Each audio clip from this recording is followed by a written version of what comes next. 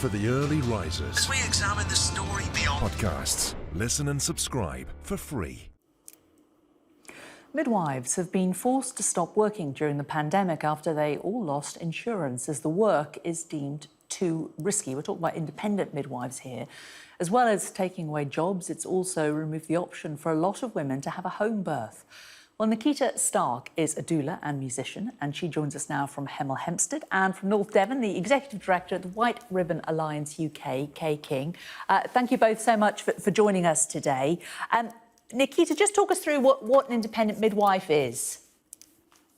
So an independent midwife is someone that can provide a service to a woman during pregnancy and birth and postnatally. They are hired to do so, and they can give you a lot more options than the NHS care. So if you're categorised as high risk, or you don't fit into the guidelines of the NHS, an independent midwife can provide a good maternity service for you outside the NHS. And of course, Nickita, whilst lots of things have had to close during COVID, babies, will come into the world when they're ready to come into the world. So that's not stopping. So why are independent midwives not able to work at the moment? They have no insurance. Kay can answer that better than I. Due to the pandemic, there are several other reasons. There's just no insurance for them to work, and it's a legal requirement for them to have insurance. Well, let's talk to Kay about that. Why has the insurance been affected by COVID? Hi, thank you for having us here. So, independent midwives operated for many years without insurance, and then in 2014 it became a legal requirement for anybody who was working as a midwife to have insurance. That was a regulation that came in through the regulator, so the Nursing and Midwifery Council. And unfortunately, the data that is used to work out what level of insurance you would need to have is based on the statistics and the data that come out of the maternity sector in large. So that's looking at data across the NHS, as well as any kind of liability that comes from a self-employed midwife. So in 2014, it became a regulation that we had to be insured, and birth was considered too risky. It was considered something that was too expensive to insure, and self-employed midwives don't have the cover that is provided by the NHS, so they have to seek their own indemnity. And unfortunately, last year in July, we saw that come to a close when the commercial market became too expensive, and premiums were being set at around £7,000 per birth for somebody to employ an independent midwife. So this isn't necessarily something to do with COVID, it's just to do with the insurance industry in general, Kay? Yeah, it's COVID has impacted things and changed the situation, because during the pandemic, we've seen so much pressure on the NHS that they've had to, in many areas, many trusts have withdrawn their home birthing services, their community midwifery services. So in terms of the choices that are available to women and birthing people during COVID, they've been hugely limited.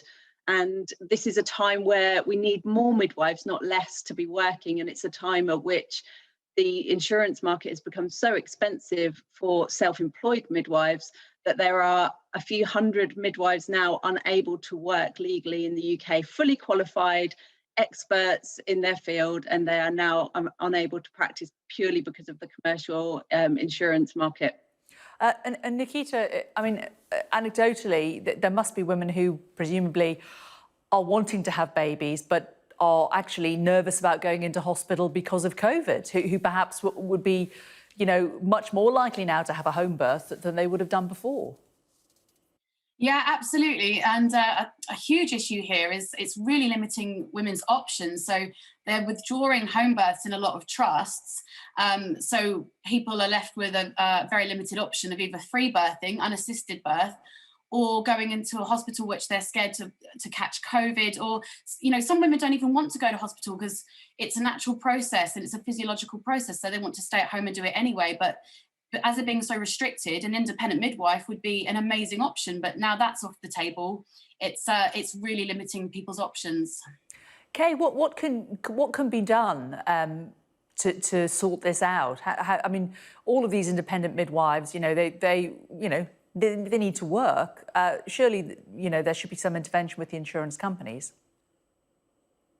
Yeah, so the main thing that can be done is that we are working towards the Childbirth Choices Matter campaign is working towards creating our own indemnity product. So at the moment, we are uninsured and the midwives are unable to work. They're still in many areas offering antenatal support to people. But to be really clear from the perspective of a self-employed midwife, we're not just talking about supporting home birth.